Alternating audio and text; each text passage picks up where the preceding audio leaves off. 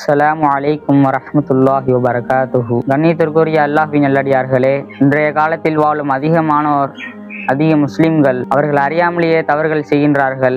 ஏனென்றால் அவர்களுக்கு ஈமான் என்றால் தெரியாமல் போய்விட்டது. ஈமானின் சுவையை நிறைய பேர் கேட்டிருப்போம், ஆனால் சுவைத்திருப்போமா? ஈமானின் சுவையை பற்றி அல்லாஹ் தஆலா குர்ஆனில் அழகாக கூறி காட்டுகின்றான். யா அய்யுஹல்லதீன ஆமினு பில்லாஹி வ ரசூலிஹி வல் கிதாபில்லதி நஸ்ஸல அலா ரசூலிஹி வல் கிதாபில்லதி அன்ஸல மின் கபில்.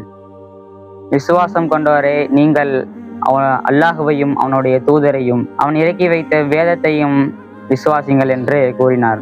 நபி ஸல்லல்லாஹு அலைஹி வஸல்லம் கூறினார்கள், யாரிடம் 3 விஷயங்கள் இருக்குமோ அவர்கள் ஈமானின் சுவையை சுவைப்பார் என்று கூறினார்கள்.